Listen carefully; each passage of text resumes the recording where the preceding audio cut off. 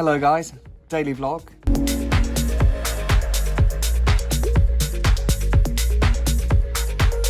Here we are. So I've just taken Ivy for a walk, as you probably saw. She's in a bit of a mood now, don't know why, she's gone a bit crazy. Ivy! No. No!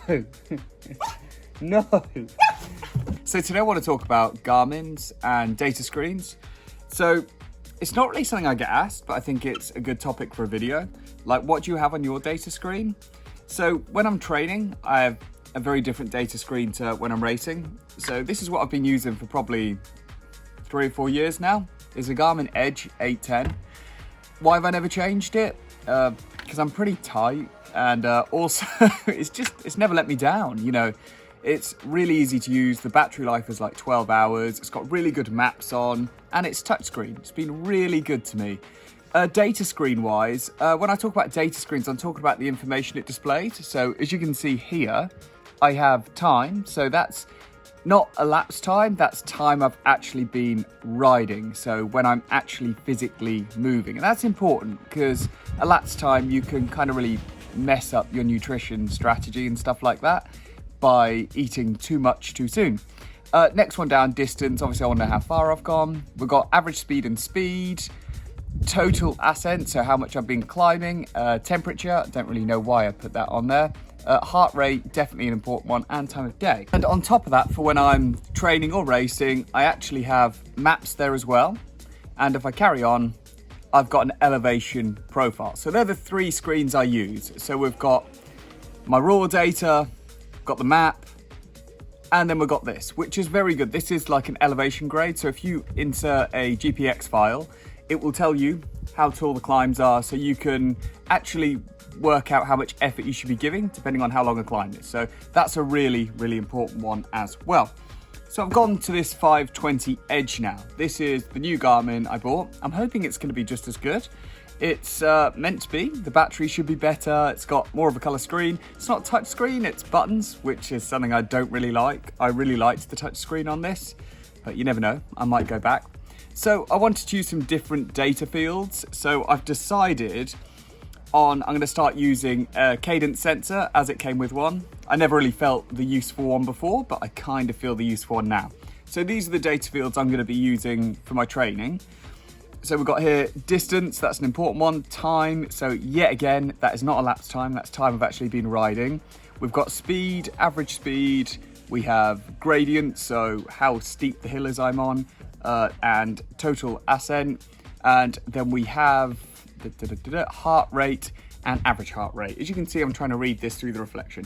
So they're probably things that I'll actually use. If you can see, I've got the kind of instant things on one side and the averages on the other. I think it's important to know data like that. It's not the be all and end all if you haven't got a Garmin as sophisticated as this, but it helps that if you look at the total ascent, you can see how much you've been climbing. So you can look at your distance and go, oh, well, I haven't really gone far in that time, but I have done a lot of climbing. And then you can see your heart rate, you can see your average heart rate over the session if you've been working too hard, if you haven't been working hard enough. Speed and average speed, they'll be what they'll be. You know, there's so many things that can govern your speed and your average speed. Sometimes I just try and take that with a pinch of salt. And then next, let's look at what we've got next. I have here just some other ones: battery, temperature, calories. Calories I don't really judge by my Garmin, and then just which way I'm heading, and maps, obviously. What's really cool about this one, you have options to add different things to your map screen. So the important ones for me are going to be heart rate and gradient. So I know if my heart rate's high, I can see if I'm on a gradient. Apart from that, navigation is really, really quite important on an ultra race, but that is all. And then obviously on top of that, I have my elevation graph so I can know how tall and how long a climb is. So they're the fields I use. I think if I had a power meter, then I'll probably have power there as well, and average power, so I'd add 2 extra slots to the screen. I don't think for me I need that much more data than what I've got there. If I was to add more, it'd be wasted, like temperature, I don't really use.